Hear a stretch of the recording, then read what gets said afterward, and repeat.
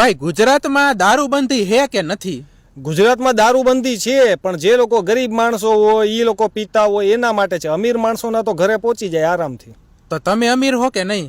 હું અમીરે નથી ને ગરીબે નથી, હું મિડલ ક્લાસ છું, એટલે મારે એ લેવાય નહીં. જો હું દારૂ કદાચ લેવા જાઉં ને પીવું તો પછી પોલીસ પકડે, અને ન પીવું તો પછી અત્યારે બધું રેગ્યુલર હાલે છે, હાલ્યા રાખે. ના, એ તો ઘણી વાર એવું થાય, ન પીતા હોય તો એમ કે પીતો તો કરીને ઉભા રાખી દે. ના, પણ અત્યારે તો એવું છે કે કોઈ પણ પોલીસ વ્યક્તિ હોય જે પકડવા જાય છે તો ત્યાંથી પણ એ લોકો સેક્શન ખાતા હોય, એટલે પછી એમાંય છોડી દેતા હોય. અને અમુક વ્યક્તિ જે ઈમાનદાર પોલીસ હોય એ લોકો એને પકડીને જેલમાં નાખતા હોય, આવું થાય છે. તો તમારું કેવું શું હે કે ભાઈ ગુજરાતમાં દારૂબંધીનું કે હાચેકા દારૂબંધી થઈ હે કે પછી ચાલુ જ છે? ગુજરાતમાં દારૂબંધી ત્યાં જ થઈ છે કે જ્યાં દારૂવાળા લોકો સેક્શન નથી ભરતા. જ્યાં સેક્શન ભરે છે ત્યાં તો દારૂ ખુલ્લેઆમ વેચાય છે. ઘણી વાર આવતું હોય ન્યૂઝમાં કે રસ્તા ઉપર ગાડીઓ પકડી છે બોટલોની ને, તો તમારું એના ઉપર શું કેવું છે? એમાં દેખાવ તો કરવો પડે ને, કારણ કે આપણે જનતાને બતાવવું પડે કે ભાઈ અમે આટલો દારૂ પકડ્યો છે. પણ જેટલો દારૂ પકડે છે એનાથી વધારે તો દારૂ છોડી દેતા હોય છે. અને એવું આવતું હોય ઘણી વાર કે ભાઈ ગાડીમાં પકડી હોય 50 બોટલું અને સમાચારમાં આવે 20 બોટલું, તો એના ઉપર તમારું કઈ કેવું છે કે આવું કઈ રીતે થતું હોય? એમાં જે ભ્રષ્ટ સરકારી ઓફિસર છે એમાં એ લોકોનો વાંક છે. જે ઈમાનદાર લોકો હોય છે એ લોકોને તો સસ્પેન્ડ કરી નાખતા હોય છે, કે જે સાચો દારૂ પકડતા હોય, જે જનતા માટે સારા કામ કરતા હોય એ લોકો તો જેલની પાછળ જ હોય. પણ જે લોકો ભ્રષ્ટાચાર કરે છે એ ખુલ્લેઆમ ફરતા હોય.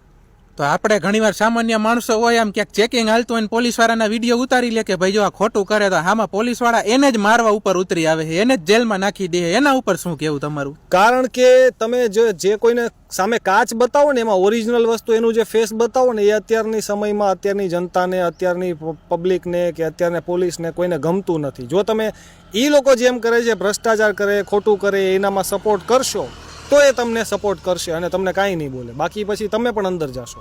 જનતાને તો એવું ગમે જ છે કે આવું થવું જોઈએ, પોલીસ વાળાનો અસલી ચહેરો સામે આવવો જોઈએ. પણ પોલીસ વાળાનું એવું છે કે ભાઈ સાચું બતાડીને એટલે ગમે એ કેસ કરી દે આપણા ઉપર, કે ભાઈ ઓન ડ્યુટી ઓફિસરના વિડીયો ઉતારવું એ કઈ કાયદામાં નથી આવતું, ના તમે ગેરકાયદેસર વિડીયો ઉતારો હો. એના ઉપર શું કેવું તમારું? હવે અત્યારે ગેરકાયદેસર જો વિડીયો આપણી સરકારે કહે છે કે ભાઈ તમે વિડીયો બનાવો અમને મોકલો, પણ ત્યાં ઉપર કોઈ ચેક નથી કરતું. સામે તમારી પર કાર્યવાહી થઈ જાય છે. અમદાવાદનો જે કિસ્સો હતો કે જે જાગૃત નાગરિક હતો એમને વિડીયો ઉતાર્યો ટ્રાફિક પોલીસનો, કે જે મેં આઈપીએસ ઓફિસર એમને કીધું હતું કે તમને કોઈ પણ તકલીફ હોય તો તમે મને ફોન કરજો. તો એ વ્યક્તિએ વિડીયો ઉતારીને આઈપીએસ ઓફિસરને ફોન કર્યો, પણ એ આઈપીએસ ઓફિસરે એ ટ્રાફિક જવાનને એમ કીધું કે ભાઈ તમે આના ઉપર એફઆઈઆર કરી નાખો.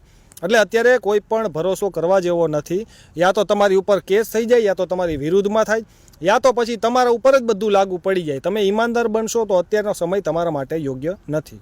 મારું તો ભાઈ ખાલી એટલું કેવું છે કે ભાઈ ગમે એ પોલીસ વાળાનો વિડીયો ઉતારો ને તો કોઈ બીજા પોલીસ વાળાને કોઈ દી મોકલવાનું જ નહીં. ભાઈ તમારો ઓફિસર આવું કરે, સીધું સોશિયલ મીડિયામાં જ મૂકી દેવાય. એવું નથી, પણ અત્યારે શું ઈમાનદાર પોલીસ છે એવું નથી, પણ ભ્રષ્ટાચાર લોકો વધી ગયા છે એટલા માટે ઈમાનદાર એની પાછળ દબાઈ ગયા છે, એ દેખાતા નથી. એવું છે, બાકી ઈમાનદાર છે જ.